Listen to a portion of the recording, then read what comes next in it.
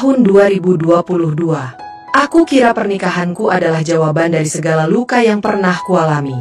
Setelah 5 tahun menjalin hubungan dengan Reza, lelaki yang dulu mencintai aku dengan setia, aku justru memilih menikah dengan Arya, pria mapan yang kupikir akan membuatku merasa aman. Nyatanya, rasa aman itu semu.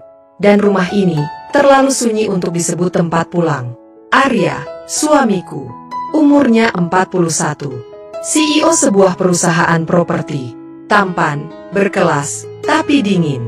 Ia memperlakukanku seperti porselen mahal, dipajang, dibanggakan, tapi tak pernah benar-benar disentuh dengan hangat.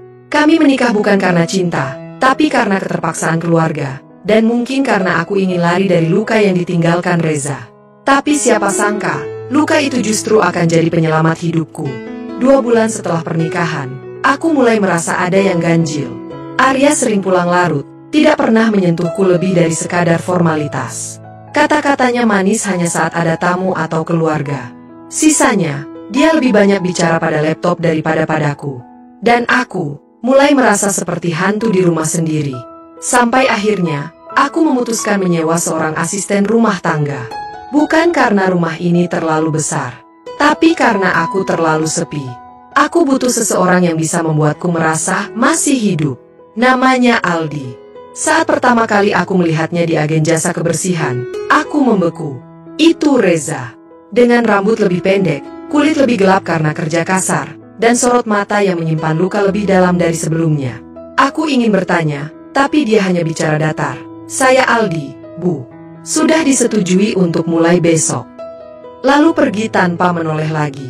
Malam itu aku menangis.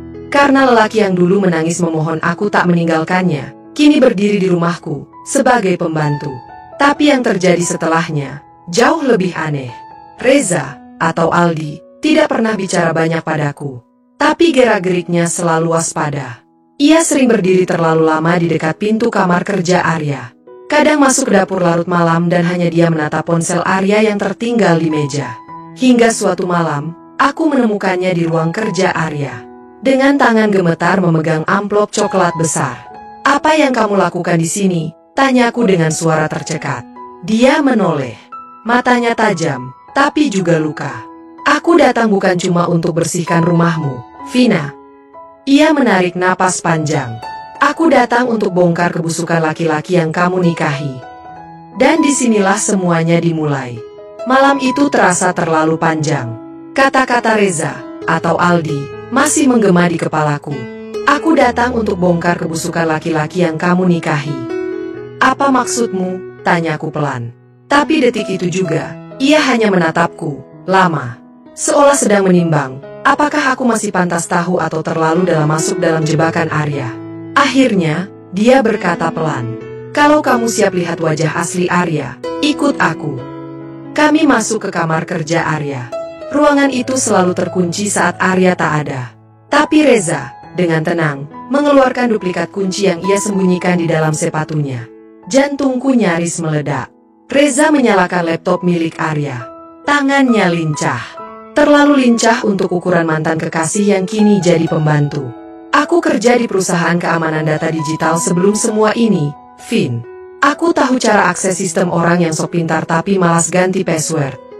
Beberapa klik, dan layar menampilkan dokumen transaksi, foto-foto perempuan muda, bukti rekening transfer luar negeri, hingga rekaman panggilan video yang membuat perutku mual. Arya, suamiku, bukan hanya berselingkuh. Dia menjual informasi proyek pemerintah ke pihak swasta asing. Pengkhianat. Air mataku mengalir, bukan karena dikhianati, tapi karena selama ini aku membela dia, mati-matian. Kamu bisa laporin ini sekarang, atau kamu bisa ikut aku lebih dalam. Reza menatapku dengan serius. Dan pastikan Arya kena, sampai ke akar. Aku diam. Kenapa kamu lakukan semua ini, Reza? Dia tertawa pelan, getir. Bukan karena aku masih cinta, Vin. Tapi karena kamu pantas dapat hidup yang jujur. Lalu dia berkata hal yang lebih mengejutkan. Dan, aku tahu, kamu sedang hamil. Dunia seakan runtuh. Aku bahkan belum tahu. Tapi dia tahu. Arya tahu. Dan dia rencanakan sesuatu. Dia tak ingin anakmu lahir, karena akan mengganggu warisannya. Aku muntah malam itu. Bukan hanya karena mual, tapi karena rasa jijik, takut, dan marah bercampur jadi satu. Mulai malam itu, aku dan Reza bermain peran. Di depan Arya, kami tetap seperti majikan dan pembantu. Tapi di belakangnya, kami menjadi sepasang mata dan telinga yang mencatat semua geraknya. Reza memintaku pura-pura jatuh cinta padanya.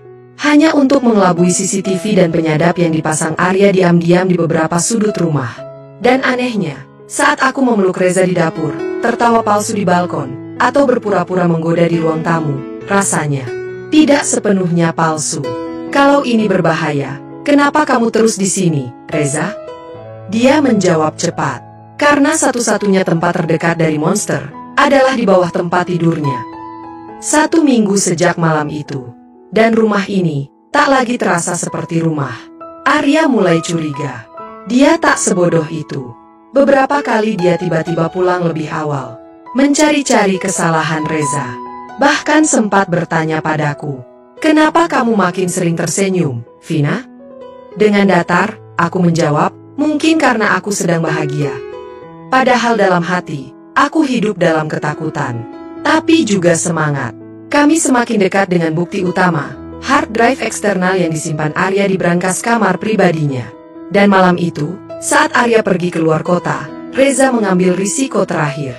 Dia berhasil membuka brankas itu, menggunakan alat yang bahkan aku tak tahu dari mana ia dapatkan. Saat hard drive itu berhasil disalin, dia hanya menatapku.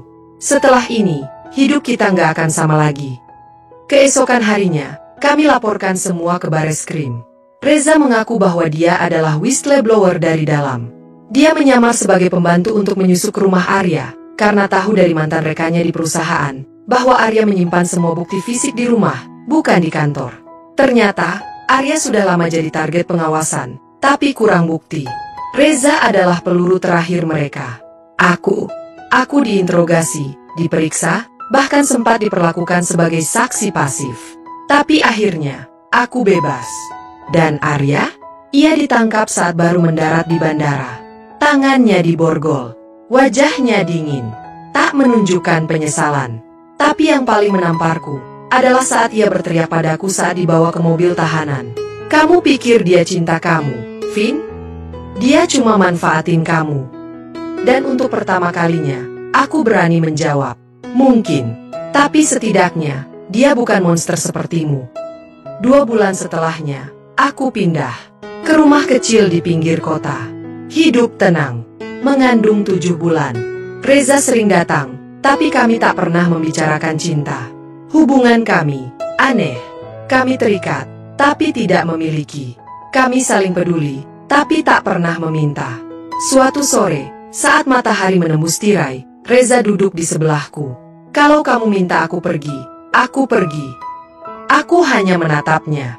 "Kalau kamu ingin aku di sini, aku juga tetap di sini." Dia tersenyum, lalu berdiri. "Sampai kamu tahu, kamu bukan sendiri." Dan dia pergi, meninggalkan aroma kopi dan kenangan yang belum sempat kami tentukan ujungnya. Kilauan pesan moral dan penutup. Kadang, cinta sejati tidak datang dalam bentuk pelukan atau janji manis, tapi dalam bentuk keberanian. Dalam bentuk seseorang yang rela menanggung risiko demi menyelamatkanmu dari kehidupan yang tidak kamu sadari sebagai perangkap. Hati-hati dengan siapa kamu berbagi rumah. Dan lebih hati-hati lagi dengan siapa kamu berbagi hidup. Terima kasih sudah menonton sampai akhir. Sampai jumpa di cerita berikutnya.